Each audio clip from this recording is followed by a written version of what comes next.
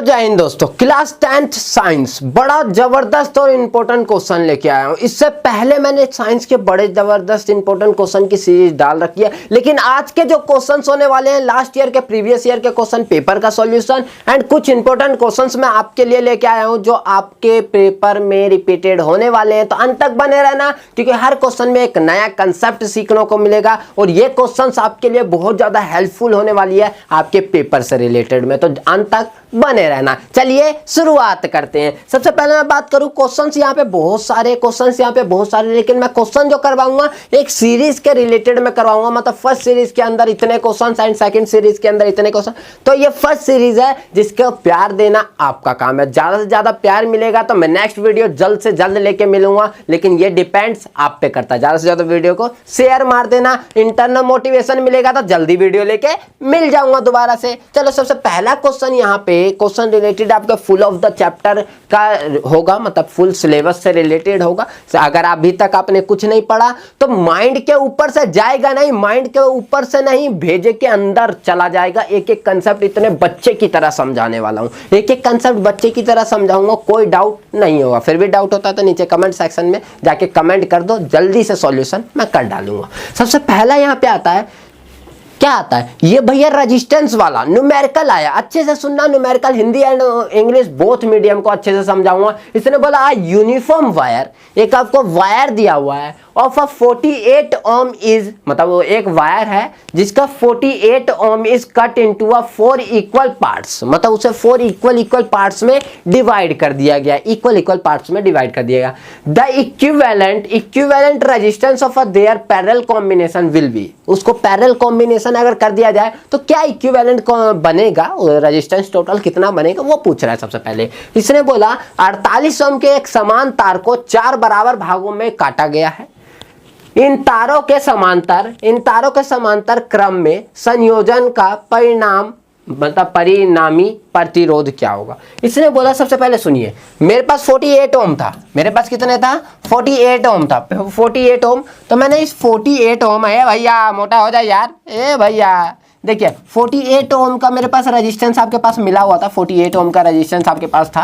And इस 48 ओम को इसने 4 इक्वल पार्ट में डिवाइड कर दिया। किसमें 4 इक्वल पार्ट में इसको डिवाइड कर दिया। किसमें आपका 4 से अगर मैं डिवाइड कर दूं, इसे 4 से डिवाइड कर दूं तो आपका 12 ओम का एक रेजिस्टेंस बनेगा। तो मतलब R1 जो है आपका 12 ओम आ गया, 12 ओम हो गया। R2 की बात आई तो वो भी आपका 12 ओम ही आ गया। ऐसे ही करके आपके चारों के चारों आ गए। अब इसने कहा कि इनका समांतर, मतलब इसका श्रेणी क्रम में, श्रेणी क्रम होता है एक पार्श्व क्रम होता है। तो मतलब पार्श्व क्रम मतलब पैरेलल कॉम्बिनेशन, पैरेलल कॉम्बिनेशन मतलब पार्श्व क्रम। तो पैरेलल कॉम्बिनेशन का 1/r इक्विवेलेंट का जो फॉर्मूला होता है भैया, क्या होता है R1 प्लस में जितना भी R है आपके पास उन सबको जोड़ दो अब बाय में, प्लस में 1/r3 प्लस में 1/r4, बहुत खूब। एंड यहाँ पे R इक्विवेलेंट मैंने रख दिया, बहुत खूब। 1/12 आ जाएगा, प्लस में 1/12 आ जाएगा, प्लस में 1/12 आ जाएगा, प्लस में 1/12 आ जाएगा। सबको मैंने एलसीएम लिया था, 12 आ गया, बहुत खूब। अब इस पे एलसीएम लेके यहाँ 1 + 1 + 1 + 1 कर देंगे तो यहाँ से कितना आ जाएगा 1/r equivalent is equal to आपका आ जाएगा 4/12, काटा तो आ जाएगा 1/3, उल्टा कर दो तो r इक्विवेलेंट देखा जाए तो आ गया 3 ओम। ओ बहुत खूब, बहुत खूब। 3 ओम देख लेते हैं यहाँ ऑप्शन में, क्या 3 ओम दिया हुआ है कि नहीं दिया हुआ है। ए भैया भागो ना यार, 3 ओम देख लेने दीजिए। फर्स्ट ही ऑप्शन बिल्कुल राइट दे रखा है भैया। 10th में हो और एमसीक्यू पे पेलोगे तो एमसीक्यू मजेदार क्वेश्चन आते हैं, थोड़े से कंसेप्ट हिलाने डुलाने वाले हो जाते हैं, लेकिन हाँ 3 ओम आपका राइट आंसर बन जाता है। कितना मजा आया, कितना मजा आया। कंसेप्ट क्लियर हुआ कि नहीं? ऐसे ही सभी क्वेश्चन में होंगे। देखो आगे चलते हैं नेक्स्ट क्वेश्चन पे। किंगडम वाला जो क्वेश्चन होगा वो मैं नेक्स्ट पार्ट के अंदर आपको इस किंगडम वाले क्वेश्चन को करवाऊंगा। एंड अब आते हैं यहाँ पे, क्वेश्चन बड़ा अच्छा है और मजेदार सा भी है। देखो इसने बोला व्हाट इज द जीन, मतलब जीनी कॉम्बिनेशन होता है, genic combinations which result in the formation of blood, मतलब जीन के कॉम्बिनेशन से ब्लड का फॉर्मेशन होता है। ब्लड का फॉर्मेशन, ब्लड ग्रुप। ए भैया तुम्हारा ब्लड ग्रुप क्या है? भैया हम तो ओ नेगेटिव है यार, हम तो ए पॉजिटिव है, हम बी पॉजिटिव है। उसी के ऊपर ये क्वेश्चन है, ठीक है। Require in the following case, आपको कौन से ब्लड का कौन सा केस चाहिए होगा, मतलब क्या हो गया भैया, किसी का एक्सीडेंट हो गया, उसे बोलो तो रैंडमली सडनली उसे अभी वो चाहिए, क्या चाहिए,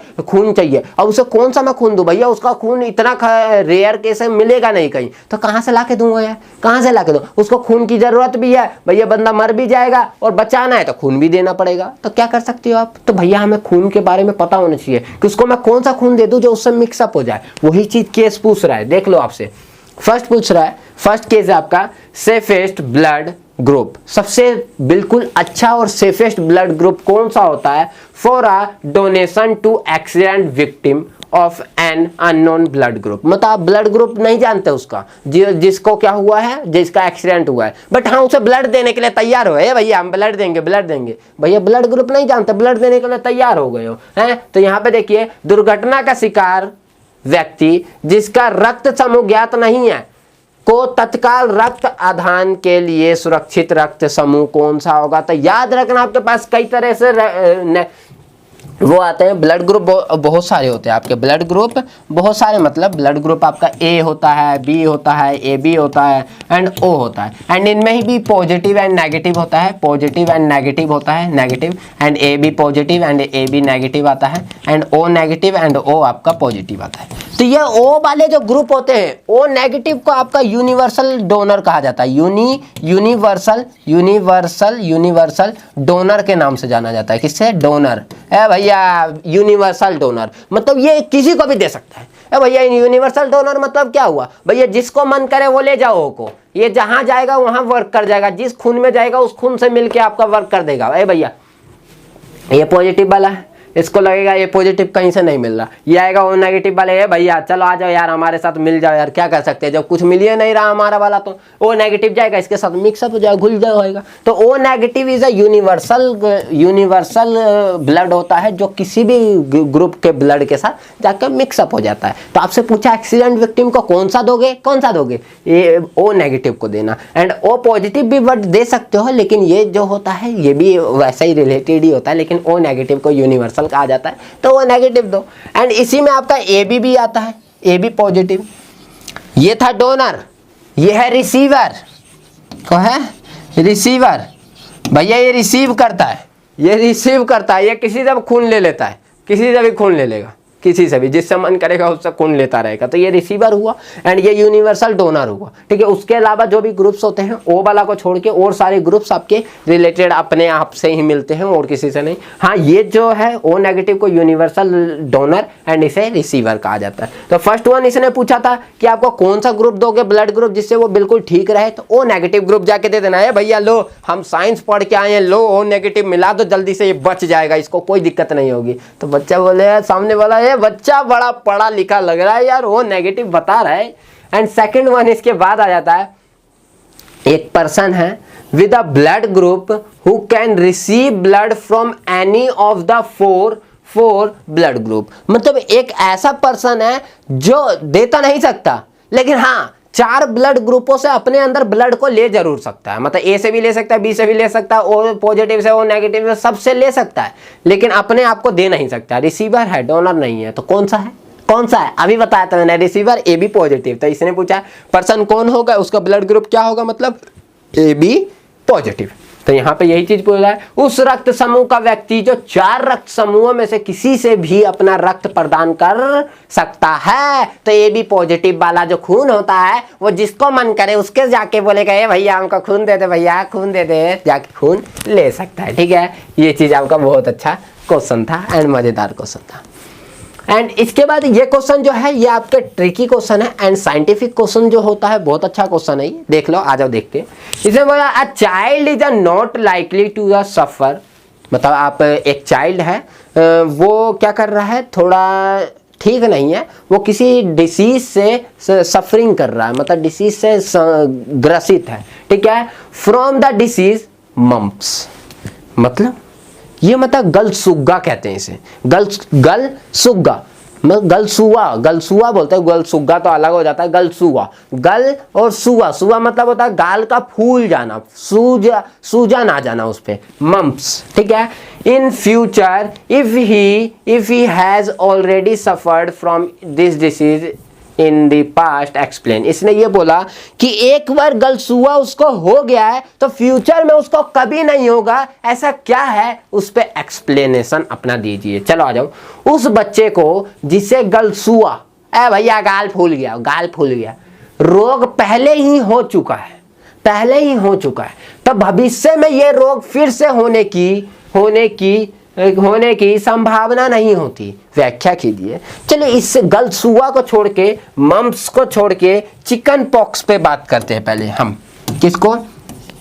मम्प्स को छोड़ के हम चिकन पॉक्स की बात करते हैं। चिकन पॉक्स की बात करते हैं, पॉक्स की बात करते हैं, ठीक है, चिकन पॉक्स की। अगर चिकन पॉक्स की बात कर लो, या फिर इसे हम अब कहते हैं चेचक, क्या? चेचक। या अगर डेली लाइफ में बोला जाए इस वर्ड को तो हम कहते हैं माता जी। क्या कहते हैं? माता जी, ठीक है, माता जी कहते हैं, ठीक है। मम्स को अभी थोड़ा साइड रख के मैं पहले इसके बारे में बताता हूँ, फिर उसके बारे में।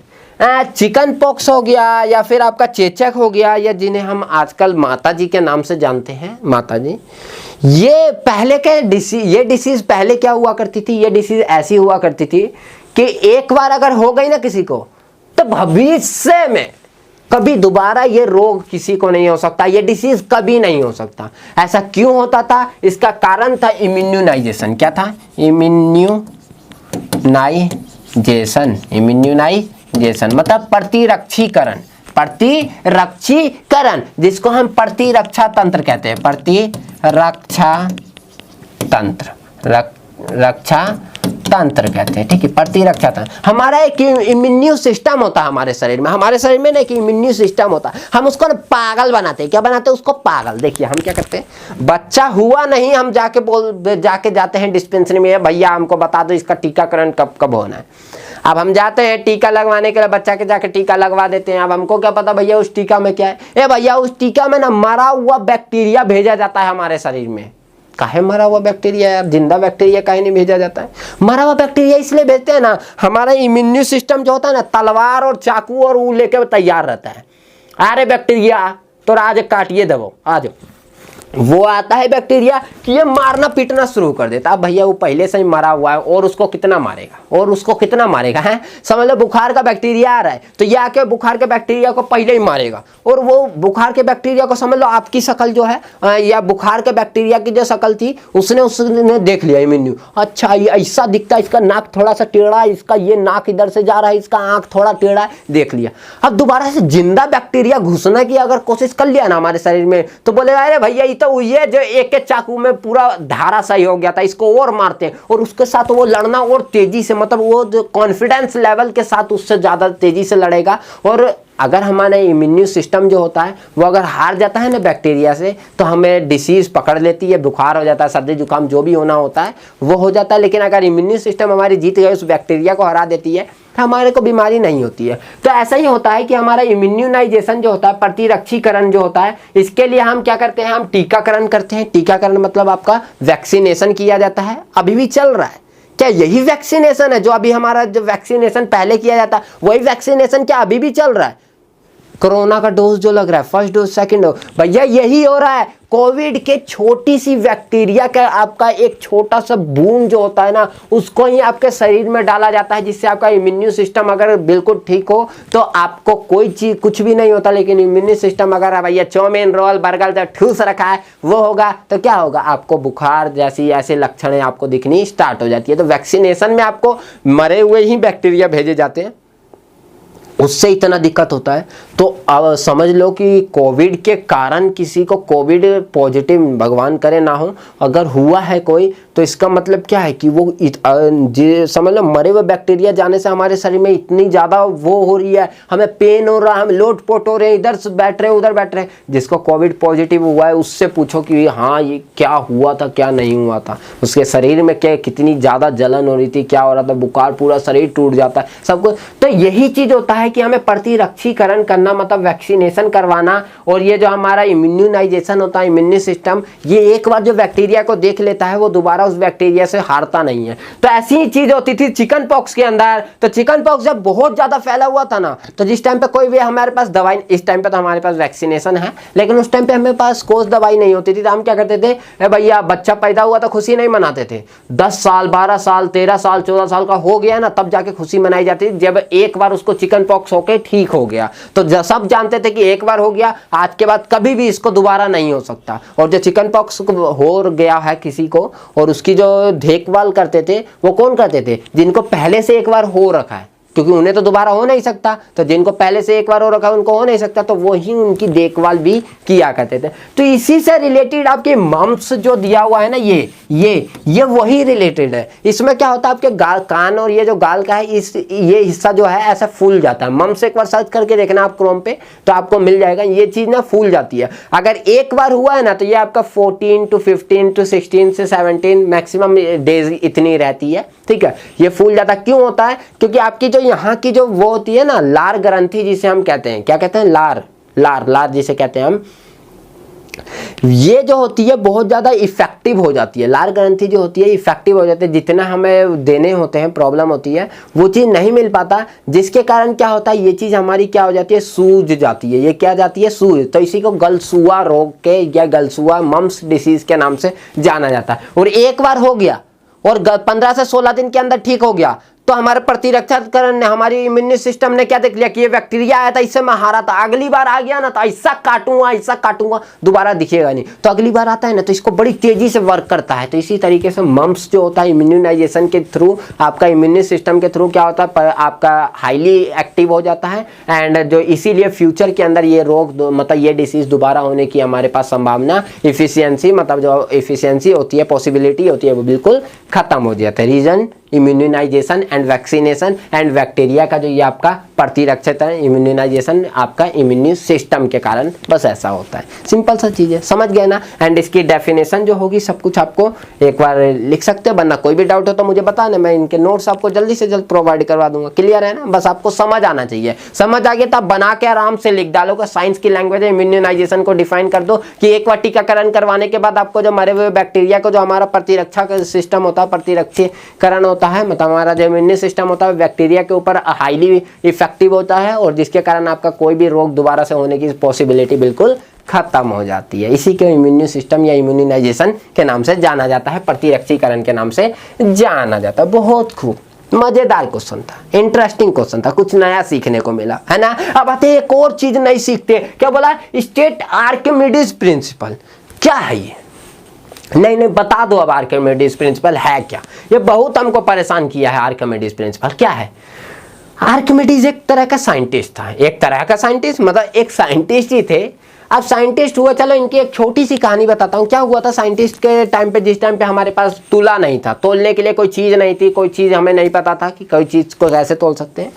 तो उस टाइम पे एक राजा हुआ, राजा ने इस आर्किमिडीज को कहा, ये लो आपके पास क्या है। एक लोहार को उन्होंने क्या दिया, एक लोहार को सोने का एक पूरा बिस्किट दे दिया, जाओ इससे मेरे लिए ताज बना के ले आओ, ताज बना के लाओ। गया भैया, बोला ताज बना के लेके आया। आर्किमिडीज ने ताज बन के आया तो देखो भैया ये तो मुझे कम लग रहा है, जितना हमने बिस्किट दिया था उसमें से हमारा सोना कम लग रहा है। तो फिर वो बोलता है, राजा बोलता है मेरे को तो ठीक लग रहा है, आप सिद्ध कर दो तो मैं इस लोहार को यहीं काट दूंगा, पूरा ऊपर से काट दूँ, सिद्ध कर दो। चलो ठीक है, वो उन्होंने बोला ठीक है देखता हूँ, सोचता हूँ। और नहीं सिद्ध किया तो तुमको उठा के यहाँ तक फेंक देंगे बाहर ही, ध्यान रखना, तुमने किसी के ऊपर झूठा इंजाम लगाया। अब भैया उनका तो दोनों तरफ से फंस गए, ना इधर कर आए ना उधर कर। तो वो गए नहाने के लिए, टप में बिल्कुल तैयार होके, बिल्कुल तैयार, मतलब कपड़ा वपड़ा खोल के तैयार होके कोई नहाने जाता है। गए तो टप में लबालब पानी भरा हुआ था, और उसमें जाके घुसे तो वो देखे ना, मैं पानी के अंदर घुसा तो जितना पानी के अंदर मैं जाता गया उतना टप में से पानी बाहर आता गया, जितना मैं पानी के अंदर जाता गया उतना टप में से पानी बाहर आता गया। ओ भैया नंगू सा इंसान, वो नंगू सा इंसान, कपड़ा भी नहीं पहना, धोती लपेटा, चिल्लाता यूरेका यूरेका यूरेका, मतलब मिल गया मिल गया मिल गया। यूरेका मतलब था मिल गया उस टाइम पे, है ना, ग्रीक वर्ड में। जाता है राजा, राजा बोलता है अरे भैया ए लंगू थोड़ा कपड़ा तो पहन के आता है यार, तू राजसभा में आया है और ऊपर से लंगा लंगू यूरेका चिल्ला रहा है। तो बोल रहा ना, ये आपने मेरे को बोला था ना कि अगर मैं नहीं लेके आऊंगा तो तुम हमारा धड़ सर से अलग कर दोगे, तो हम इसीलिए लेके आए, पहले हम कपड़ा पहने या ना पहने पहले हम आपको बताएंगे। तो बोला ठीक है। उसने बोला कि पहले मुकुट लाओ। बोल रहा है इतना अच्छा मुकुट तुम पानी में डाल दोगे और मारेंगे हम तुमको। तो बोलता है लाओ, तो तुमको सिद्ध नहीं करके दिखाना है क्या। तो वो एक पानी लाता है, पानी पूरा लबालब भर देता है, उसमें मुकुटा डाल देता है, उसमें से जितना पानी निकला वो एक जगह रखता है। फिर वो एक बिस्किट लेता है, उसको पानी में डालता है, और जितना वो बिस्किट गया उतना पानी बाहर आया। तो देखा गया मुकुट द्वारा जो पानी निकला वो कम था एज कंपेयर टू जो आपका बिस्किट द्वारा जो पानी निकला उसके।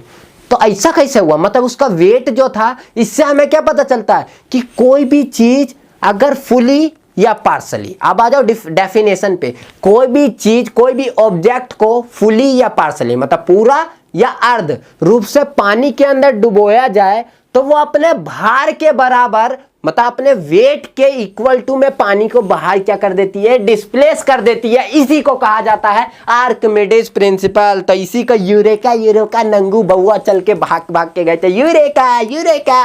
तो आर्किमिडीज प्रिंसिपल था कि when the object is displaced fully मतलब when the object is immersed in a water is fully and partially, then the object is displaced the water equal to the weight। मतलब वो अपने wait के equal to में जो भी wait होता है वेट के इक्वल टू में वाटर को क्या करता है, डिस्प्लेस करता है। इसी को कहा गया था कोई मतलब जितना पानी डिस्प्लेस किया जाएगा उतना ही उसका वेट होगा। तो इसमें क्या होता है कि कोई भी ऑब्जेक्ट को किसी भी ऑब्जेक्ट को जब पानी के अंदर डुबोया जाता है, पानी के अंदर समझ लो इतना पानी था, तो किसी भी ऑब्जेक्ट को इस पानी के अंदर मैंने डुबोया, तो जितना मैं डुबोऊंगा ना, कभी मग्गा लेना और उसको पानी के अंदर डुबो के देखना, तो मग के ऊपर ना नीचे से कुछ फोर्स आपको लगता हुआ दिखेगा, नीचे से कोई फोर्स आपको लगता हुआ उस मग के ऊपर दिखेगा। कभी आपने देखा है ये प्रैक्टिकल, मग जो होती है उसको हम डुबोते हैं खड़े में, तो उसके जब तक उसमें पानी नहीं भरा हुआ, पानी मत भरना मग में, खाली उसको डुबोना, देखना नीचे से कोई फोर्स लगा, देखेंगे हमें भैया कुछ है क्या नीचे, फोर्स कौन लगा रहा है यार पानी के अंदर से।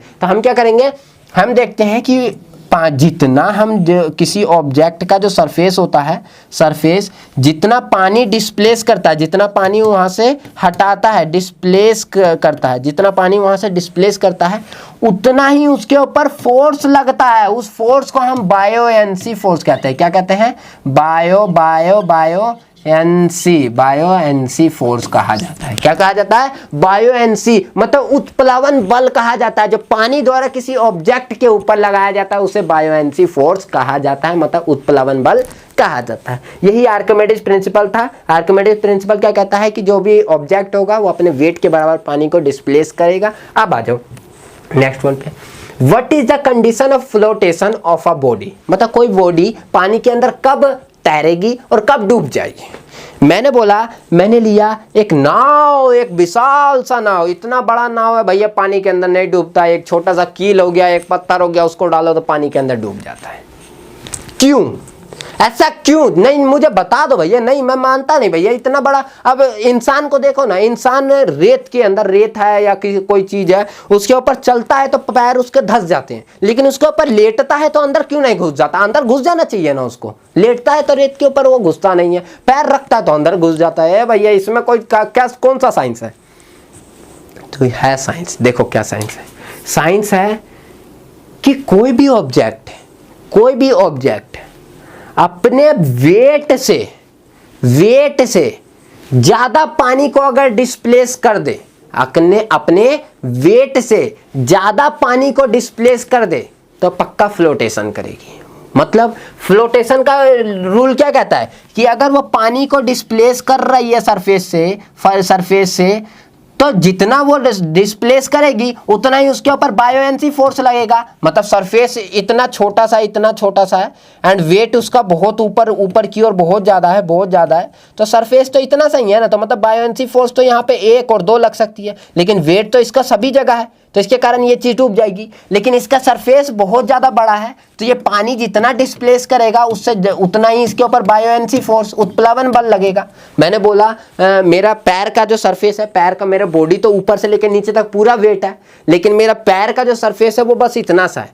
तो ये कितना सरफेस को डिस्प्लेस कर सकती है मिट्टी के ऊपर?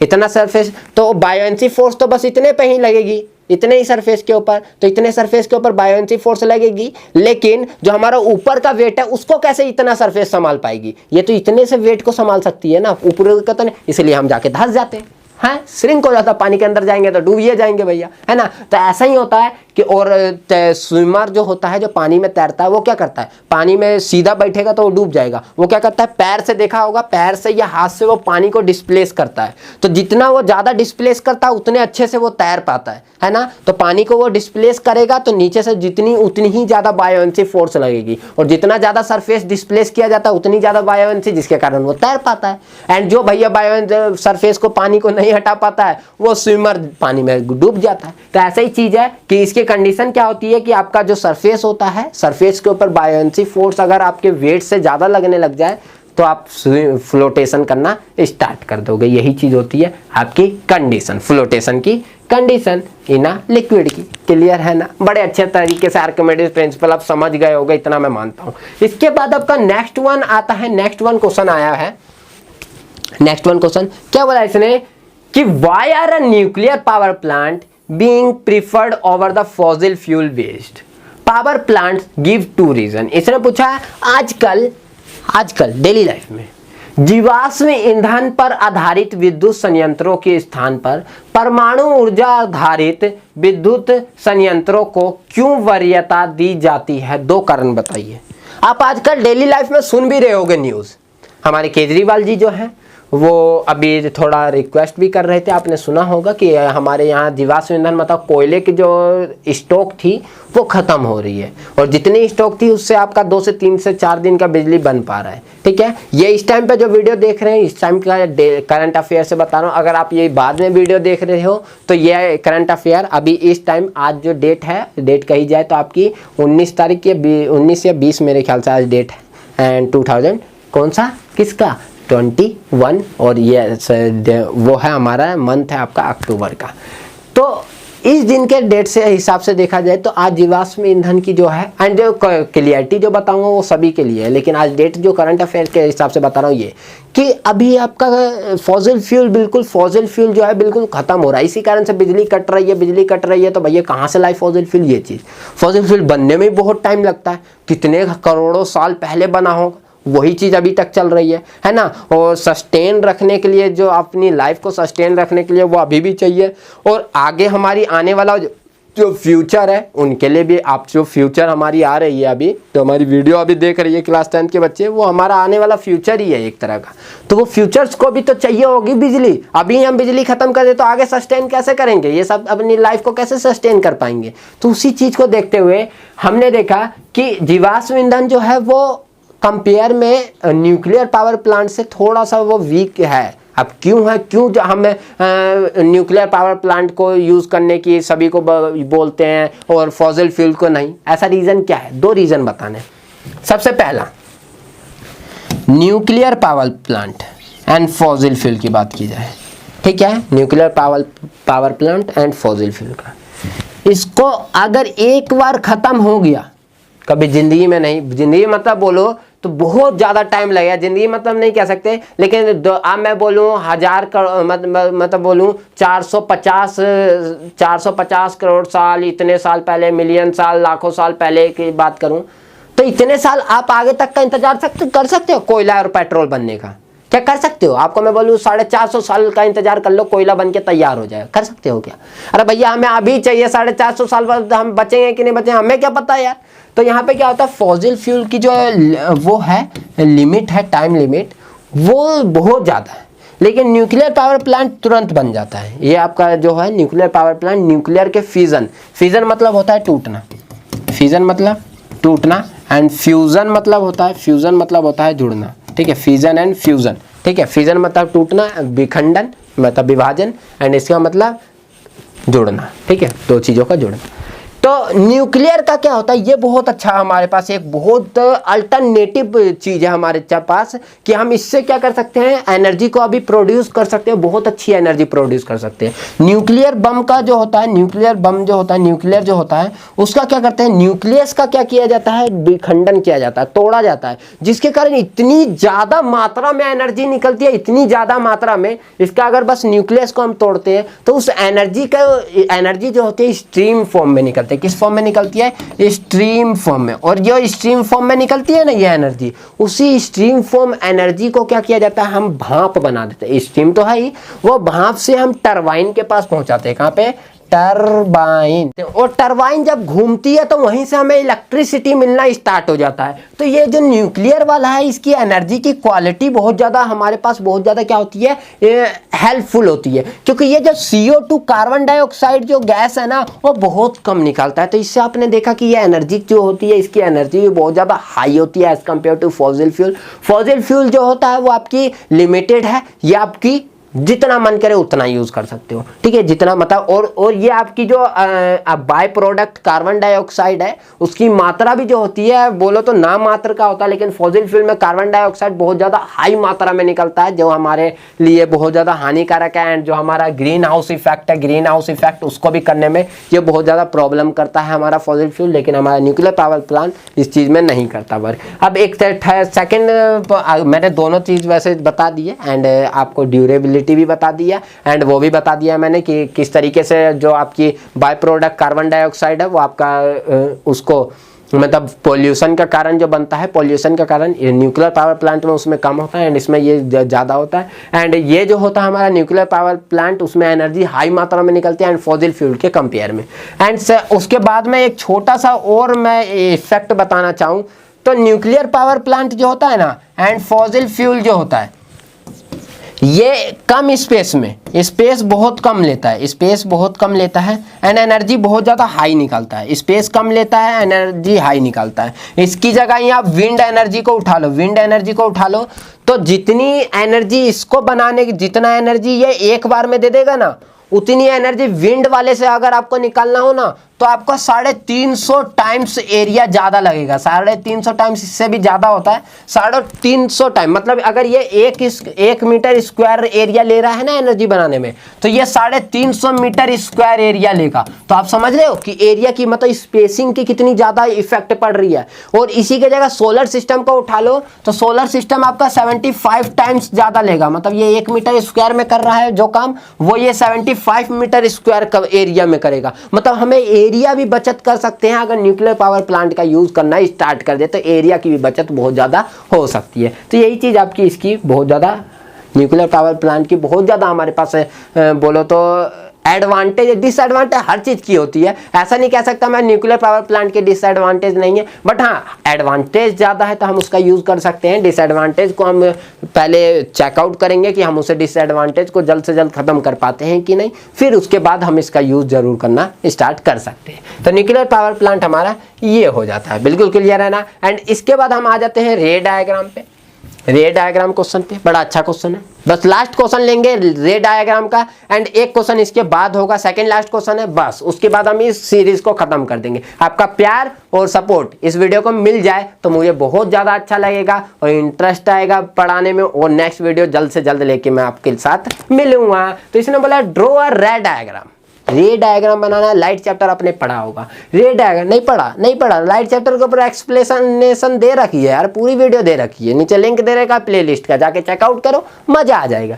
रे diagram to explain formation of small, एक रे डायग्राम बनाना है जिसमें आपका इमेज जो होगा वो स्मॉल बनेगा एंड सीधा बनेगा, सीधा भी बनना चाहिए और छोटा भी बनना चाहिए।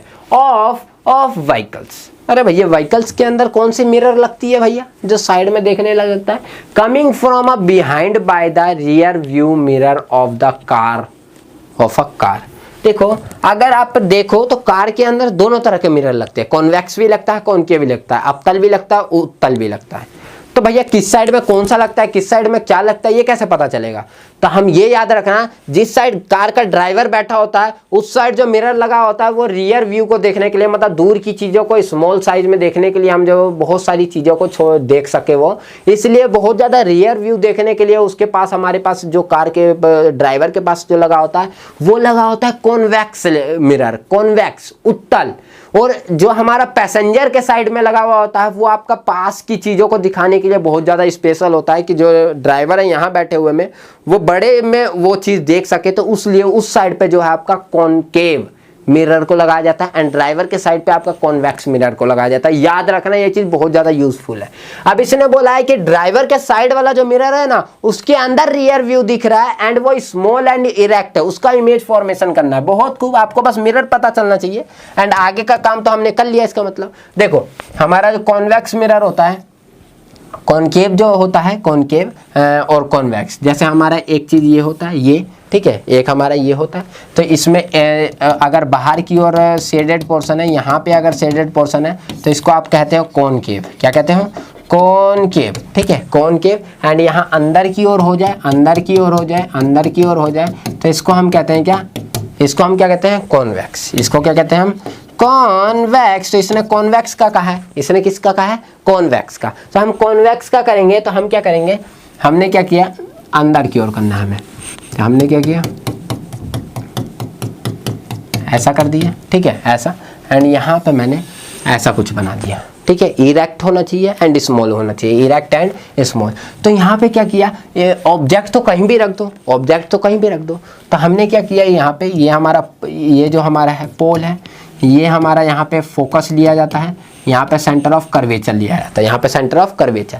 तो मैंने क्या किया? यहाँ पे मेरा ऑब्जेक्ट सपोज यहाँ पे रखा हुआ है, ऑब्जेक्ट मेरा यहाँ पे रखा हुआ है, तो ऑब्जेक्ट यहाँ से आएगा एंड इसका जो लाइट होगी वो क्या कर देगा? ये फैला देगा। ये क्या करता है? फैला देता है लाइट को। एंड फैलाने के बाद हम इसे एक्सटेंड करते हैं पीछे की ओर। क्या करते हैं? हम इसे एक्सटेंड करते हैं। तो एक्सटेंड करेंगे तो ये फोकस से होकर जाएगा। जानते हो पैरेलल आता है तो वो हमेशा फोकस से होकर जाता है। वो कहाँ से जाता है? फोकस से होकर जाता है। एंड सेकेंड वन देखा जाए तो आपका सेकेंड वन देखा जाए तो ये जाएगा आपका यहाँ से जाएगा। इसको हम कहाँ से लेके जाते हैं? पोल से लेके जाए या सेंटर ऑफ कर्वेचर, तो हम जाते हैं इसे सेंटर ऑफ कर्वेचर से लेके। तो सेंटर ऑफ कर्वेचर का देखा जाए तो हम यहाँ से अगर देखा जाए तो ये ऐसे चला जाएगा। तो मैं इसको पहले यहाँ से लेके जाता हूँ, इसको यहाँ से लेके जाता हूँ, ठीक है। पहले इस साइड मिला लेता हूँ क्योंकि मेरा ठीक बने, इसके लिए मैं इस साइड सेंटर ऑफ कर्वेचर से, तो इस साइड पर मैंने एक और इमेज लेके आया यहाँ पे। एंड ये इमेज सीधी गई तो ऐसे ही वापस चली जाती है, ऐसे आती है तो ऐसे ही वापस चली जाती है। एंड ये आपका ऐसे, ओ सॉरी, ऐसे गया, ये आपका ऐसे ऐसे आया। तो इसमें क्या देख रहे हो आप कि जितना बड़ा ऑब्जेक्ट है यहाँ पे बिल्कुल सीधा इमेज बना है, बिल्कुल सीधा इमेज बना है। ये आपका इमेज जो बना है, इमेज बिल्कुल सीधा इमेज बना है, इरेक्ट बना है। क्या बना है? इरेक्ट, सीधा। बट स्मॉल साइज भी है, साइज आपका स्मॉल भी है, वर्चुअल भी है। क्या है? वर्चुअल भी है। वर्चुअल मतलब आभासी, जिसे हम देख नहीं सकते, पर्दे पे नहीं उतार सकते। तो ये जो इमेज फॉर्मेशन हुआ, ये कॉन्वेक्स मिरर का इमेज फॉर्मेशन हुआ है, कॉन्वेक्स मिरर का। और इसी का इसने कहा था रियर व्यू देखना था। किसको देखना था? जो ड्राइवर साइड में जो मिरर लगा है उसके अंदर रियर व्यू देखना था। तो रियर व्यू देखने के लिए स्मॉल साइज के लिए कॉन्वेक्स मिरर का यूज किया जाता है। एंड कॉन्वेक्स मिरर की जो लेंस जो फॉर्मेशन हुआ, ये फॉर्मेशन आपका यहाँ पे देखने को मिल जाएगा। क्लियर है ना? आप ये भी नंबर आप प्राप्त कर लेते हो। बहुत खूब, बहुत खूब। अब इसके बाद 2 मार्क्स के खत्म हो जाते हैं एंड एक बड़ा जबरदस्त सा और मजेदार सा क्वेश्चन आपके स्क्रीन पे आता है। एंड लास्ट क्वेश्चन आज की सीरीज का होगा। इसके बाद हम जो हमारा पोर्शन होगा यहीं पे खत्म हो जाएगा। क्या बोला इसने? A part, what are the derived unit. Drive unit क्या होती है? एक ऐसी क्वांटिटी जो दूसरों पर डिपेंड करती होगी, यही तो होता है। फंडामेंटल क्या होती है? 2 तरह के यूनिट होते हैं। अब भैया यहाँ पे 2 तरह के यूनिट होते हैं। एक होती है फंडामेंटल, कौन सा? फंडामेंटल। एक होती है फंडामेंटल और एक होती है ड्राइव्ड। कौन सा? ड्राइव। अब फंडामेंटल कौन सी होती है? फंडामेंटल यूनिट वो यूनिट होती है जो किसी पे डिपेंड नहीं करती, किसी पे भी डिपेंड नहीं। जैसे मीटर हो गया, मीटर हो गया आपका, टाइम का हो गया, सेकंड हो गया, टाइम का हो गया, सेकंड हो गया, करंट का हो गया, एम्पियर हो गया, है ना, और आपका लाइट की स्पीड का हो गया कैंडेला हो गया, ठीक है, ऐसे ही होता है, ठीक।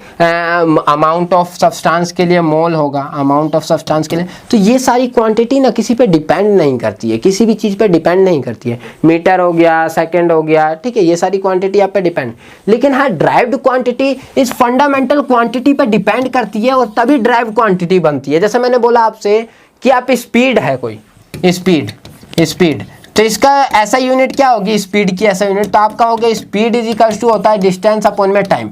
तो डिस्टेंस को हम मेजर करते हैं मीटर में एंड टाइम को सेकंड में, तो आ जाएगा मीटर पर सेकंड। तो ये किसकी मदद से बना, ये फंडामेंटल क्वांटिटी का यूज करके ही तो बना है। तो इसीलिए जो फंडामेंटल क्वांटिटी का यूज करके and dependent quantity to the fundamental is called derived unit. तो इसी को कहा जाता है ड्राइव्ड यूनिट, ठीक है, ड्राइव यूनिट। तो यहाँ पे देख सकते हो आप, व्युत्पन्न मात्रक क्या होता है, जो आपका किसका, आधारभूत मात्रकों को यूज करके, आधारभूत मात्रकों का उपयोग करके जो बनाया, जिसका एसआई मात्रक जो बनाया जाता है उसे मूल वो आपका व्युत्पन्न मात्रक कहा जाता है। एंड इसके बाद आता है आपका क्या, name the physical quantity whose derived unit is second inverse. आपको ऐसा फिजिकल क्वांटिटी बताना है जिसका ऐसा यूनिट आपका सेकेंड इनवर्स होता है। सेकेंड इनवर्स का मतलब क्या है कि 1/t होगा, और 1/t इज इक्वल्स टू क्या होता है, frequency. 1/t is equals to क्या होता है, फ्रीक्वेंसी। ये फॉर्मूला बस पता होना चाहिए। तो इसको हम क्या कहते हैं, फ्रीक्वेंसी। क्या कहते हैं, फ्रीक्वेंसी कहते हैं, ठीक है। आवर्त कहते हैं, आवर्त क्या कहते हैं, आवर्त। मेरे ख्याल से यहाँ पे आएगा, यहाँ पे जो भी चीज देख लेना। तो आवर्त फ्रीक्वेंसी आवर्त काल होती है, आवर्त काल 1/t होती है, आवर्त काल। एंड फ्रीक्वेंसी आपका, फ्रीक्वेंसी आवर्त, आवर्त मेरे ख्याल से आपका टाइम पीरियड होता है, टाइम पीरियड को कहते हैं आपका आवर्त कहते हैं, ठीक है। आवर्त काल आपका टाइम पीरियड होता है, ठीक। आवर्त काल जो हम कहते हैं, आवर्त काल जो मैंने लिखा है यहाँ पे, ये आपका टाइम पीरियड होता है, इसको कहते हैं। एंड फ्रीक्वेंसी जो होगी आपकी, फ्रीक्वेंसी आपकी मेरे ख्याल से वेग को या किसी चीज़ से रिलेटेड आपका ऐसे कह सकते हो आप फ्रीक्वेंसी को, ठीक है। एंड अच्छे तरीके से आपको पता होगा इस तरीके से व्युत्पन्न मात्रक में आपकी फ्रीक्वेंसी क्या होती है क्या नहीं। एंड इसमें थोड़ा सा वो हो रहा है, लेकिन आप समझ जाना कि आवर्तकाल एंड फ्रीक्वेंसी का रिलेशन, फ्रीक्वेंसी जो होती है आपकी आवर्तकाल एंड ये, तो frequency is equals to 1/t होता है। तो v मतलब जो फ्रीक्वेंसी निकाली जाती है वो सेकेंड इनवर्स आपकी इसकी एसआई यूनिट होती है। क्या होती है इसकी, एसआई यूनिट होती है, एसआई यूनिट होती है किसकी, फ्रीक्वेंसी की एसआई यूनिट होती है।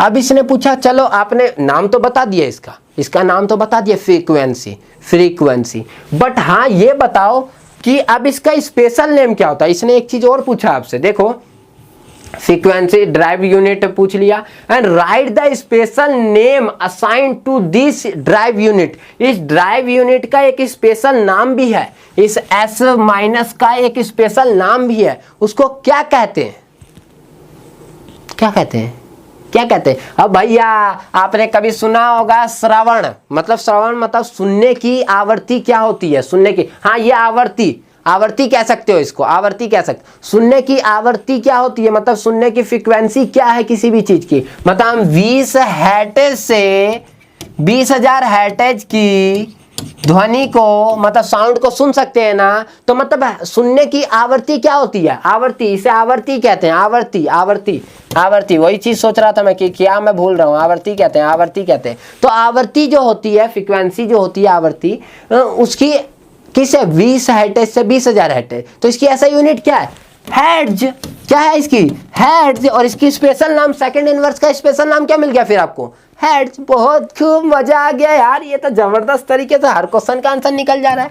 तो आपने ये भी देख लिया, स्पेशल नेम देख लिया, एंड बी पॉइंट मतलब आपने डिफाइन कर दिया, फिजिकल क्वांटिटी बता दी, एंड अपने स्पेशल नेम बता दिया। 3 चीज पूछा था, तीनों चीज बता दिया। आप पूछ रहे ड्राइव्ड द ऐसा unit of force in term of base unit. Base unit मतलब बोलते हैं फंडामेंटल यूनिट को, तो फोर्स का हमें करना है बेस यूनिट में। तो फोर्स इज इक्वल्स टू क्या होता है, ma मास इनटू में acceleration, and f is equals to क्या होगा, मास को किलोग्राम में मेजर किया जाता है, एंड एक्सेलरेशन क्या होता है, चेंज इन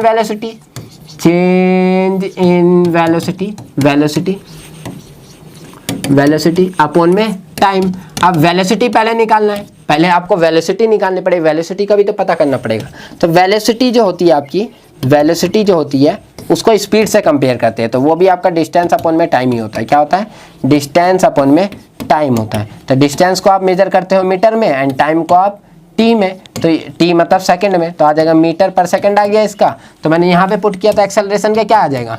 मीटर पर सेकंड बाय में टाइम का सेकंड। तो भैया नीचे नीचे वाले दोनों एक दूसरे के भाई हो गए, तो मीटर पर सेकंड स्क्वायर हो गया, दोनों एक दूसरे को मारेंगे तो यहाँ पे क्या आ जाएगा आपका? मीटर पर सेकंड स्क्वायर हो गई ऐसा यूनिट ऑफ इसकी बेस यूनिट में किलोग्राम मीटर पर सेकंड स्क्वायर। एंड इसको आप ये भी लिख सकते हो किलोग्राम मीटर पर सेकंड का माइनस का 2। ये आपकी फोर्स की क्या बन जाएगी? फंडामेंटल क्वांटिटी में ड्राइव्ड यूनिट बन जाएगी। Fundamental quantity base quantity unit की क्रम में आप ऐसा यूनिट बन जाएगा। इस तरीके से मैंने ये क्वेश्चन एंड 4 मार्क्स के क्वेश्चन, 2 मार्क्स के क्वेश्चन आज की सीरीज के अंदर आपको बिल्कुल अच्छे तरीके से एक एक क्वेश्चन को बड़े मजेदार तरीके से समझा दिया है। आपको कोई भी डाउट हो तो मुझे नीचे कमेंट करके बताना। इसकी नेक्स्ट सीरीज जल्दी से जल्द लेके आऊं। आप सभी के प्यार मिलना चाहिए और आप सभी का प्यार और सपोर्ट रहेगा तो जल्द से जल्द मिलूंगा। वीडियो को लाइक करना और अपने दोस्तों के पास जरूर शेयर करना। फर्स्ट टाइम आप इस चैनल पर विजिट कर रहे हो तो लाल कलर का घंटा दबा, लाल कलर का जो हमारा बटन है उसको दबा के उसके बगल में घंटा होगा उसे दबा लेना, ताकि ऐसे ही एक्साइटिंग वीडियो की नोटिफिकेशन आपको सबसे पहले मिल जाया करेगी। ठीक है, मिलते हैं नेक्स्ट वीडियो में ऐसे धमाकेदार मजेदार टॉपिक के साथ। जब तक के लिए बने रहे विक्की वर्मा के साथ। जय हिंद, जय भारत।